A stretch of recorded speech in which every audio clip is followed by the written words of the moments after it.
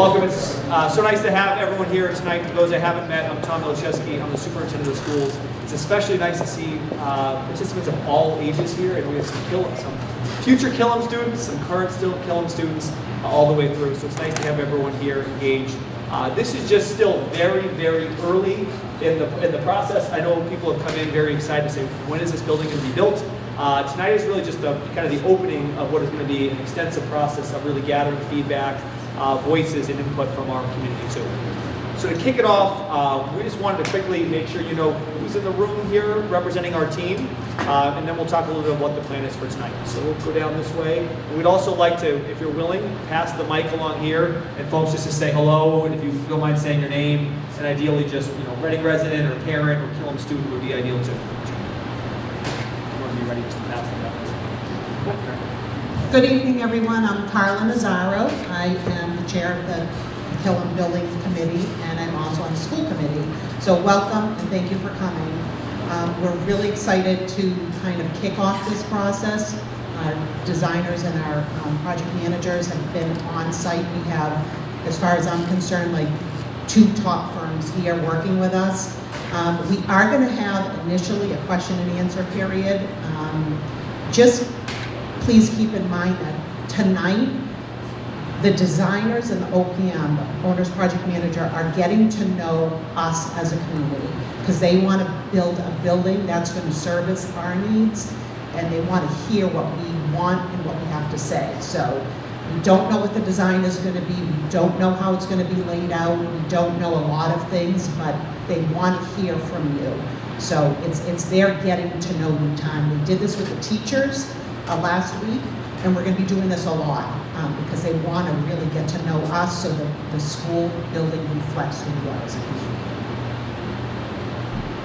Hi, my name is Mike Carroll. I'm with College International. We're the Owner's Project Manager.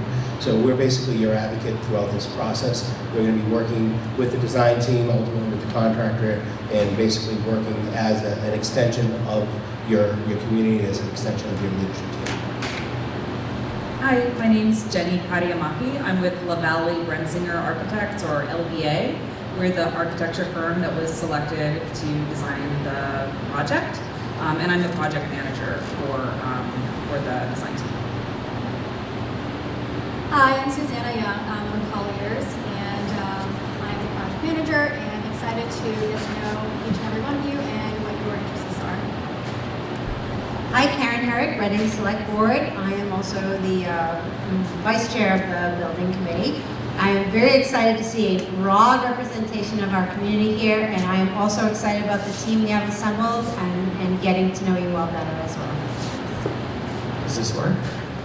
Hi, I'm Lee Sherwood. I'm the principal in charge from LaValle Brenzinger Architects, and what everybody else said. And I'm glad there's a lot of people here today. And should I keep going, or do you want to go swing back? I just want to thank all of you for coming. Many familiar faces. I'm Lindsay Fulton, the current Killam principal. If you have any questions too along the way, I put a MSBA building project in the newsletter, as many of you have seen, but don't hesitate, call, reach out. We're doing a lot of awesome things behind the scenes and want to make sure you guys are a part of that as well. So we will just quickly pass the mic, if you don't mind, just sharing your name, that would be great. Also, just parent or community member, student, that would be helpful. If you are not comfortable with that, you can just share pass or just pass the mic as well. Sorry, you're right in front. Hi, my name is Vanessa Curry. I am a current first grader at Killam and a preschooler who will be going to school in a couple of years. Hi, Kelly. Whoa, that's loud. Kelly De Silva. I'm a current first grader and teacher. History now. I don't know, teaching math, but also live around the corner. So. Hi, I'm Caitlin Carragher. I'm actually a Killam alum myself. So went here when I was little. I'm a second grader and all the way down to an infant. So looking forward to seeing what the school will do. Hi, I'm Ashley Hart. I also went to Killam as a student, and I have 3 kids. One's in first grade, and then 2 will be in Killam for 3 years. I'm George Waddington. I have 3 kids go to school here many years ago. Brian Jerzyk. I am a second grader and a future Killam student. Tanya McGuire. fourth grade teacher. Denise Ioso, and no, I'm not retiring. And I am a Reading resident of 40 years and also a Killam staff member. My name is Caitlin Cooper. I have a fourth grader, a kindergartner, and someone in Christ. I'm Tom Wise. I'm a Reading resident, school committee member, chair at the current time.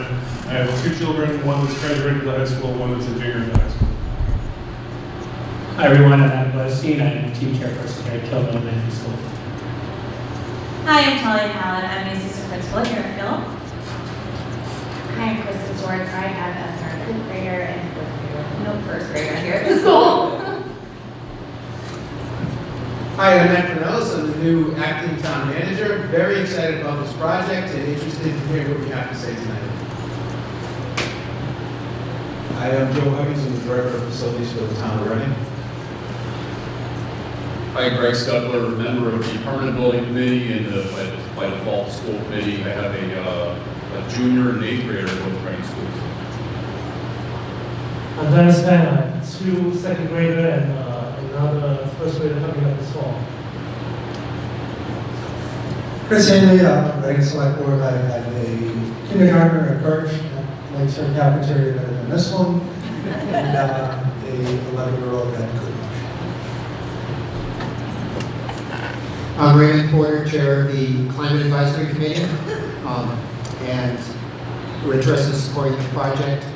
The children that will be attending this new school will live to 2100, so the world we create for them depends on the decisions we make now. Hi, I'm Katie Mellon. I'm a fourth grader, a kindergartner, and this 2-year-old. Hi, Lindsay Donahue. I have a second grader and a kindergartner. Hi, I'm Staley. I'm a kindergartner and my child in preschool. Hi, I'm Kim Lloyd. My house is directly across the street from the school. I'm a retired elementary principal who was involved in the elementary school building project. And if I can make my way, I'm willing to add my services. Linda Zaro, I'm a neighbor up the street, and both of my kids are adults who graduated from Killam. Mark Sorrow, same as Linda. I'm also a town meeting member in the FinCom. Derek Corwin, I live up the street as well and have a second and fourth grader here at Killam. I'm Brian Nowak, also Rebel Road. I have my third one is here now, and I also have a middle school and high school.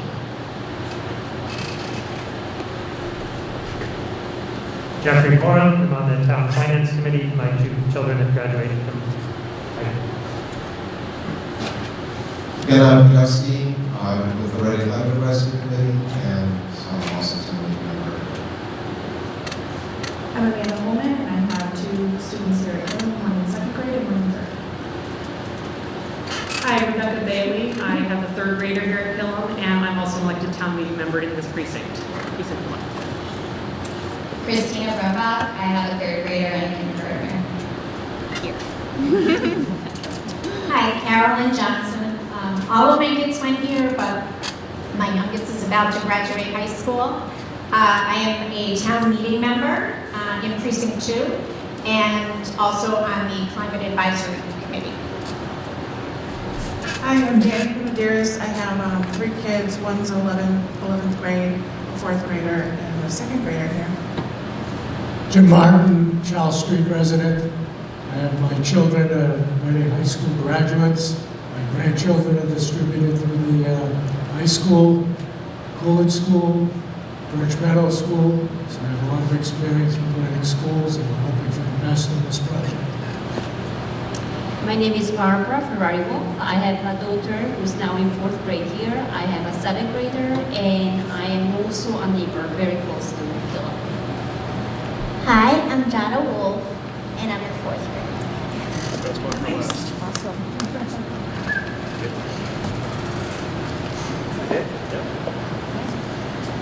That was a really good idea to go around the room and hear everybody. obviously a very friendly crowd of people who are really interested in this.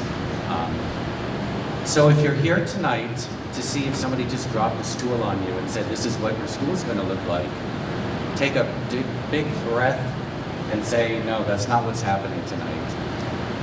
What we have learned is that from the very beginning, in order for us to do a school that reflects your community, that we really have to come in here and do some exercises and listen to you and learn who you are. I did not grow up in Reading. Many of you did, and you're going to try to tell us what the character of Reading might be, what's important to you, what's different about you. We listened to the faculty a bit. We listened to a whole bunch of things about storage and sinks for a while, and then when I finally asked, what is the character here? Our teacher over here, who's been here for 24 years, basically said, we all like each other really a lot, and we get along, and it's a really fun place, and the kids like it here, and we know all their names, and it's really colorful. And that's when we start to understand who you are. Because not everybody's like that. Not every town we go to has a climate control committee or a climate committee that shows up at their very first kickoff meeting to talk about energy and net zero and the environment and carbon footprint. Not everybody shows up and says, I was a principal and I live across the street and I watch the buses go and it makes me a little worried. Not everybody has worked on so many schools. Not everybody's a fourth grader. But what I would really just want to say is that all of you are here because you care and we want to learn all about you and what you care about. We do have some exercises here, and again, the goal of them is for you to tell us, and we'll give you some hints. For example, and then I'm going to turn it over to Jenny, who's going to talk about schedule a little bit. We have a couple of stations here, and what we tend to do is we split into groups. I would recommend that you split into groups of 5 or 6 of people who aren't the people who you're sitting with right now, who you know really well, just to kind of mix it up. But that's just me. You can do whatever that you want. We have all of these different places where we say something like community use. That gives you the opportunity to say what's an important in Reading for community use in this building. How can you imagine this building can support your community? Multi-generational, fields, inside, outside. We want everybody to swing around and do this. You kind of get into the swing of it. Cost and value. I bet some people here are kind of worried about taxes and they're probably worried about like what is a value, what is a priority here. You can write your priorities. We have educational vision, we have sustainability. I'm going to define sustainability for a second. Sustainability is a word that really just means something that can go on naturally for a long time, kind of reproduce itself. In this case, it can be daylighting, it can be health, it can be energy, it can be low operating costs in the future. Whatever you think sustainability is okay with us. It can be environment. What's over here? Oh, this is a good one. Character and belonging. Ooh. So the idea here is that we really do want to understand what is the character of Reading. I've been to your downtown, I've walked around, but those of you who live in this neighborhood, there's something about this neighborhood, and you're going to be talking to us for the next year about all those kinds of things. What is it about yourself? What do you care about? What is important in Reading? What is different about Reading? And the word belonging, I like to use it now just because up there, it's somewhere in your school information, it talks about a philosophy of creating a place where everyone belongs. Now you can understand that with an elementary school. And I have a feeling that Reading is a place where you want everybody to belong. So the word belonging just means what are the kinds of priorities and things that will help us do something that is a true community building. And there's probably one over there that I forgot, and it is health and safety. If you live across the street and you watch the buses and you're worried about the kids crossing the street and how that all works, that goes on the list. If you're worried about how the building is safe from intrusion and stuff like that, And then when we talk about health, it might be about clean air. I mean, we just went through a pandemic, and air systems and things like that have been changed they keep changing. So these are all important subjects. If you come up with things that you feel we're missing, you can write them here, and then we'll ask some questions often. So I wanted to, should we do this, or should I ask questions? Let's do that. So now Jenny's going to talk about schedule a little bit. Hi. So I'm going to talk a little bit about like what's going on here in the grand scheme of things. Where are we in the project, and like when are we going to get to a new building? So we're in the very, very beginning. This is a crazy looking schedule, but I'm going to explain a few things to you. So the design team, were just hired in December. We just started working since the holidays. So like we're like 11 days into it. So you guys are right there at the beginning. And we're going to be working for the next year and a half on a pretty early phase of designs, called the feasibility study and then schematic design. In June or July of 2025, there will be a vote, a town meeting, and then a vote. You can ask these town official people exactly more details about that, for the bond to fund the school. And in that time, in that year and a half, we are going to meet with the community regularly, because you guys, like I don't live in Reading, I don't know Reading, I don't know Killam, I'm learning, but like we need you guys, because you guys know your town, you guys know your school, you know your community, and we're designing a school for you, so you need to be involved in the process. So each of these green dots up here is a community meeting. And you can kind of see that, so we're at this one in January. There's going to be another one in a couple of weeks. There's going to be one in February that's going to be about sustainability. There's going to be one in March that's going to be about traffic.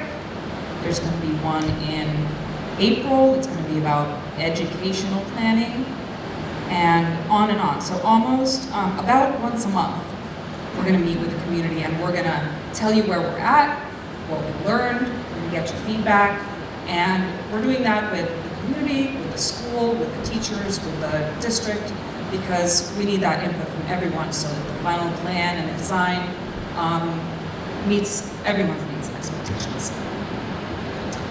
I think that's all I need to say about the schedule for now. And then we could do questions about process.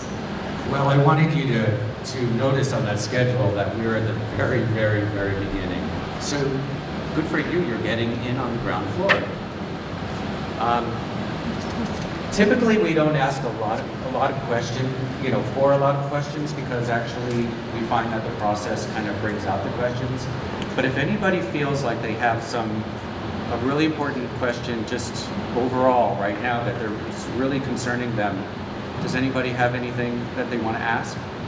Yes, sir. Here you go. Go ahead. Was there a bid process to select you? Yes. And was it a competitive bid? And what is the final award of the contract? What is the final Okay. contract? There is no, basically the way this works is that their MSBA, which is a state agency, works with the town of Killam, town of Reading, to put forth this as a project. They go through a process that the state runs. The state runs the whole process. And first, after going through and working with the district to figure out how big the school is and what they will fund, they don't know the exact number yet, it doesn't work that way. They selected OPM first, because they're the project manager. Well, we have a fee. What is your fee? Is my fee public knowledge?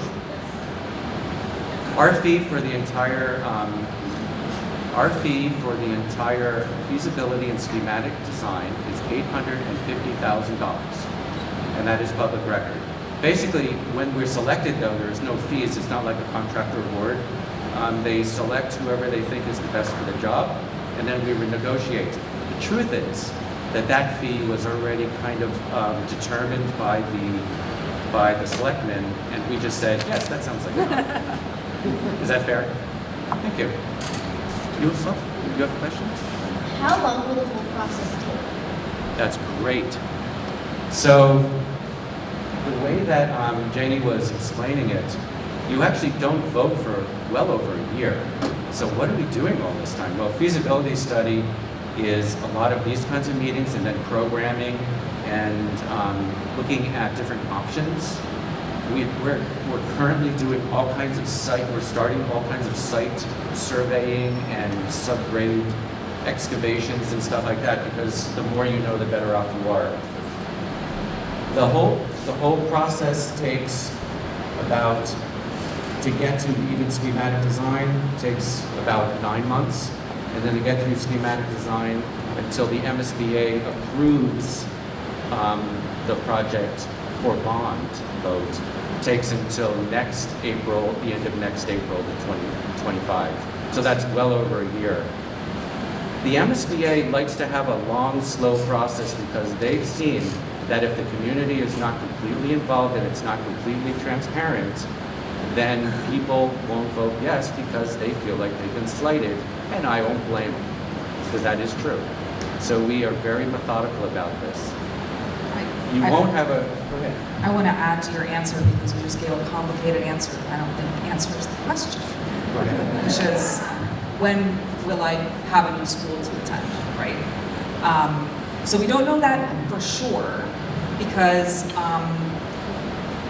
depending on the design, some designs might take longer to build, but an estimate that we have is fall of 2028, you will be attending your new school. That was very simple. Any other questions before we try a process? We good? All right, so this is how we are going to try to do it, see how it works. You break up into groups of about 6 or 8, something like that. I'm not going to tell you who to hang out with.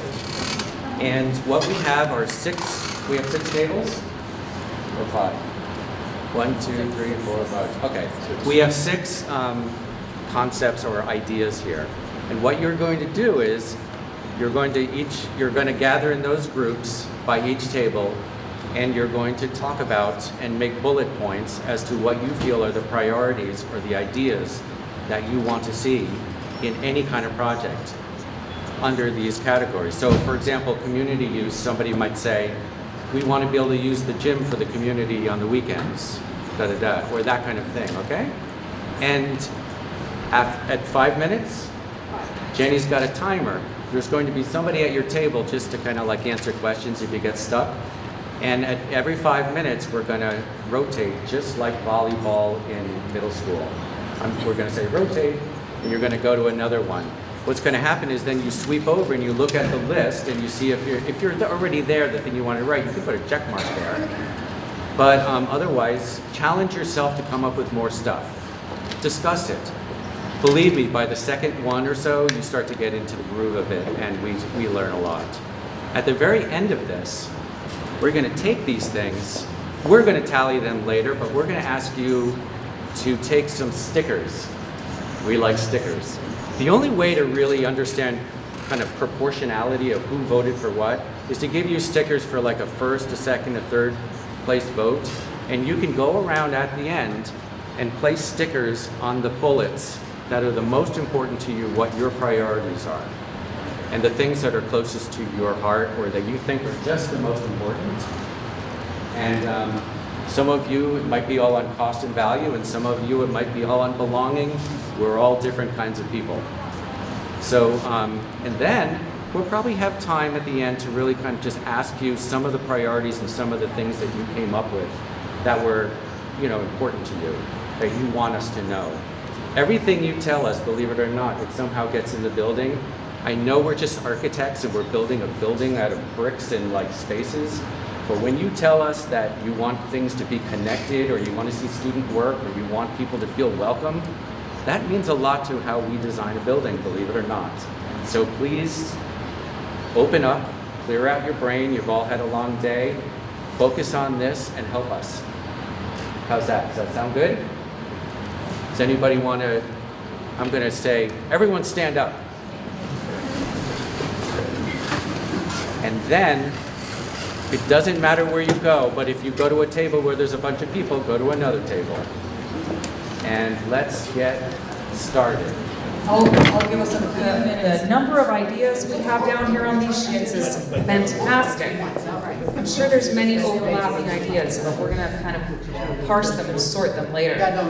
So everyone should have a sheet of stickers now with 4 colors on it. Okay.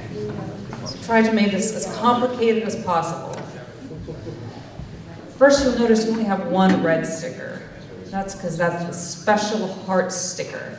The red sticker is like for your top, #1, most, like, biggest wish, highest priority. You only get 1 of those. And then, it's like in the backwards order. And then it goes, blue is your first priority. I wrote blue, because from over there you can't tell the difference between the blue and the green, or at least I can. Second priority is the yellow, and the third priority is the green. So we'll give them different numbers of points when we do the tabulation. So, go to town, stick your stickers where on the priorities that are the highest for you. Did you not get one? You just want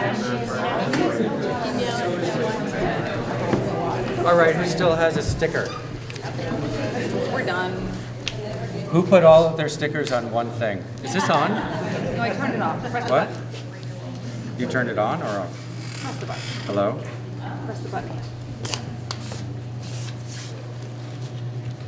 The principal knows how to use it.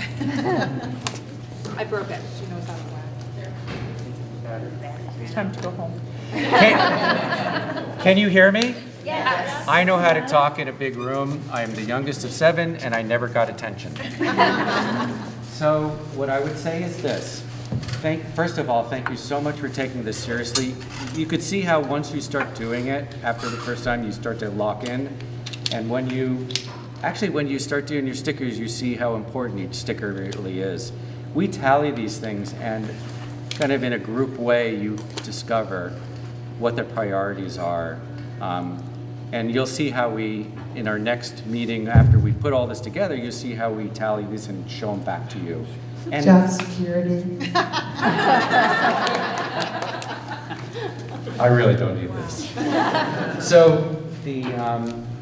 So what we end up doing is we actually come back to you with what we heard or what you told us we think your priorities are and what is important to you, and then you can respond to that in another way. So we always show it to you and then come back.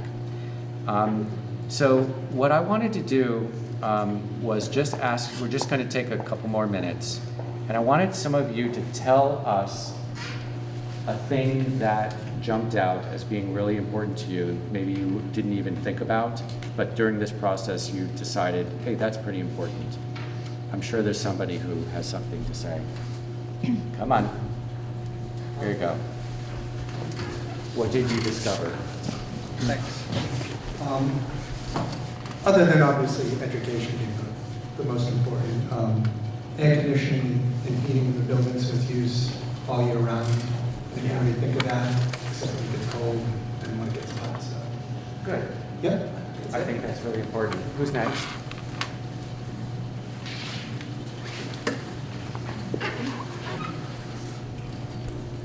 Not having little kids anymore, I had forgotten what the playground was like here, and I didn't realize that it still had the rubber stuff, whatever it is, the playground. So that was something that I wouldn't have thought of. What would you envision as being appropriate? Wood chips, something healthier. Yeah, I don't. I guess another alternative would be wood chips, so just something healthier that doesn't contain cancerous chemicals. Okay, good. Thank Or you. just tacking onto that, a surface that if a child has mobility issues, that they're able to access the entire playground with ease. That's really good. If you see some of the more modern elementary schools, they have this poured, it is rubber, but it's a poured substance that's homogeneous, and it's springy, so you can actually, it's fully accessible, even if they do mounding and stuff like that. But we're going to talk about all that. That's cool. Any other big, yes? It's interesting talking about the construction process and what that would be like for the couple of years that the building is being made, and what the playground area would be like, and drop off and pick up and parking, and those concerns for the kids that are going to be living through the construction. So often we kind of describe that as being, it's called phasing, right? And it's quite possible that the school will be in operation while another school is being built. And it takes a lot of thought, but our main goal, two main goals. One is safety during the construction, but the biggest goal is not to disrupt programs. So, for the kids and for the families and for the teachers. So that is a really good subject, which is going to come up a lot. Next. Yes. This is going to be about sustainability. Yes, I'm the climate advisory guy, but what I saw different was a lot of concern about child safety in the transportation side. A lot of interest in people allowing their kids to be able to still come by bike or by walk, but to do so safely. And I think what the neighbors have certainly seen is buses pulling up, cars pulling up, and then you go and I want my kid to ride a bike through all that. So traffic flow, not having cars idling, that's another big issue for people. I get you want to keep your car warm until your kid gets there, but there is a state law that says no idling. So traffic flow, safety in the streets, but still allowing kids to get here using alternative transportation, bikes, walking is still a big piece. This sort of tags along with what he said. From what I understand, the entrance might be on Haverhill Street, and I heard a lot of people mentioning that is such a busy street, and most people drop their kids off rather than have a bus, I understand. And so the traffic is already crazy and it's chaotic, and I can't imagine it on Haverhill Street. So I want to let you know that one of our main consultants is a traffic consultant who we used at Swampscott School, which had 3 times the traffic issues that I've ever seen in my life. It's just a spaghetti street place. And she's wonderful. And when we have that community meeting, she's doing a traffic study, and what she does is she comes out, they observe, they do counts. They're going to look at your situation in the afternoon when everybody parks all over the place, which is how you've been doing it forever. And their kids walk across the street and back and forth. And we will talk about that with you, because getting cars off the street and having separate queuing and lines and stuff is going to be a solution. And we want to hear a lot from the neighbors about what it's like at 2:45 in the afternoon when everybody's parked all over the place and you're trying to go to the grocery store or something, and you might be scared to leave the house. So this is really important stuff. We take it very seriously. We brought the bidders and the designers in at drop-off for their meeting. Not on purpose, but it was I was really glad we did that. Morning is always easier, by the way. Morning is always easier, the drop-off, it's kind of more fluid and all of that. But in the afternoon, everybody shows up 45 minutes early, and they park, and they hang out, and they talk. We also, I would just want to stress this, we don't want to also break your neighborhood feel and your camaraderie of parents and people talking and the kids showing up and all that. We have to find something that works both ways. I don't know what that is. I have no idea. One thing I saw mentioned a lot, and I think it's really hard to articulate, but it's like the sense of community here and the core values. And out front here, I don't know if you'll have the opportunity to be here in the morning, but the kids have this whole area and the back of the school, and there's a nice space for them to congregate. We take pictures in front of the school sign every week. I think that's something. Under the cover here. Yeah, I think that's something that's really hard to explain, but is pretty core to the community here. I think it is too, and to see all the kids and the parents walking around the building and going to different rooms, it's kind of old, talk about old school, going to the actual door, number 7, and waiting out there in the snow or the rain or whatever, and hanging out. And as they get older, the parents aren't there anymore, and they're like just hanging out. And to see that, and there's a real discussion there about safety and doors and things like that, but there's also the informality and the intimacy of them being able to go to that place and kind of access the school in different ways, in different places near a playground. Is that the kind of thing you're talking about? Maybe. Go ahead. Yeah, I think, or maybe even a way to improve that so that there's more of a community feel, because sometimes you can have one child here and one child all the way over there. Okay, good.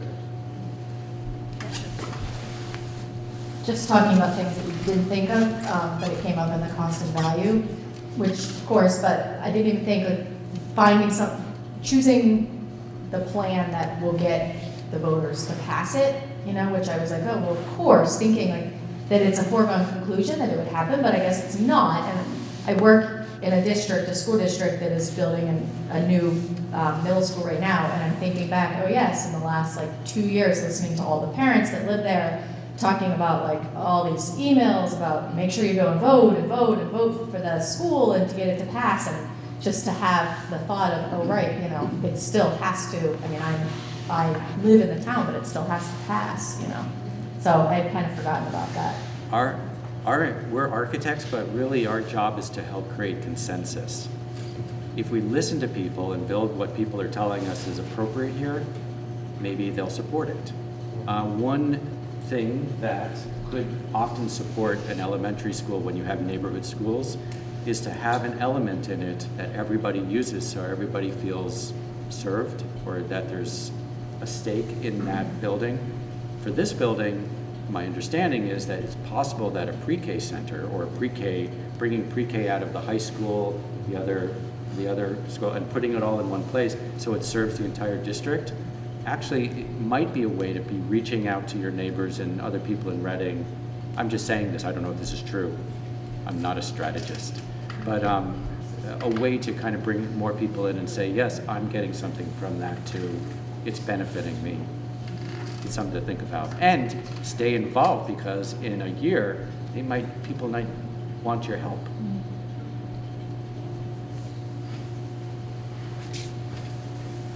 Yes. I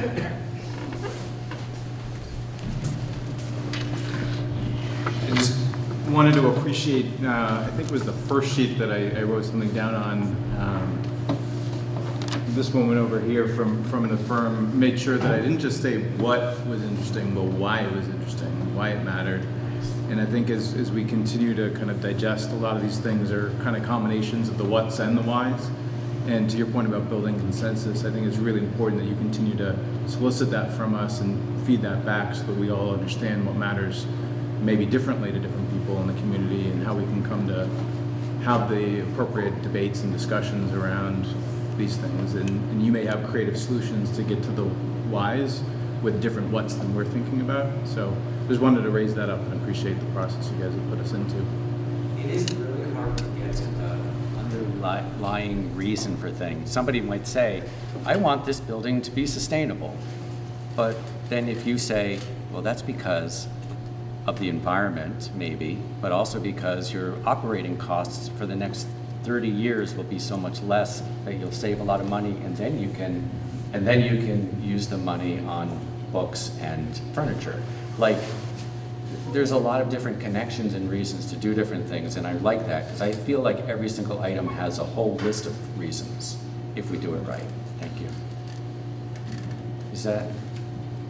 To your point too, they were here this week So they've already been here this week watching how Killam works day to day, and part of my job will be to make sure I'm sharing that with you guys. So this week's update, you'll see who was here in the building, some of the things we started talking about.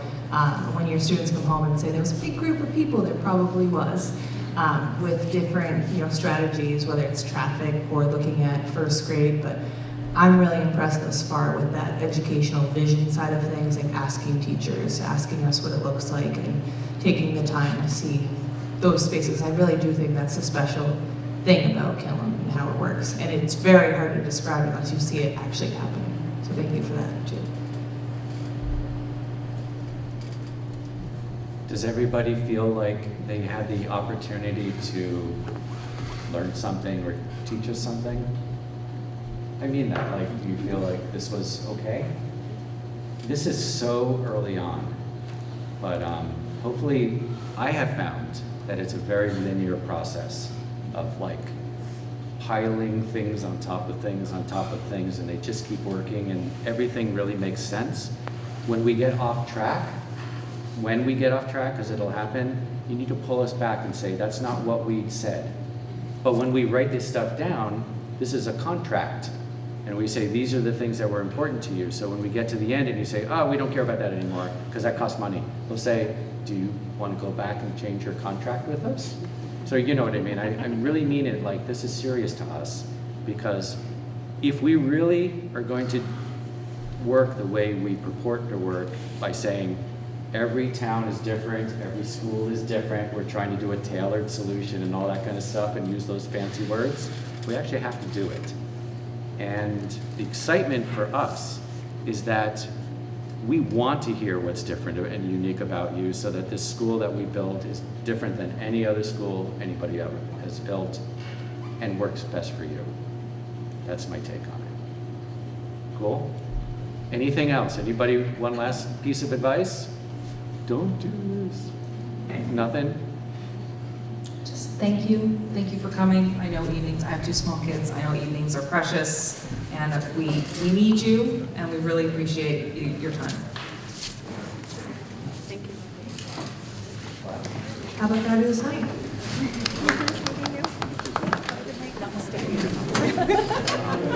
Let's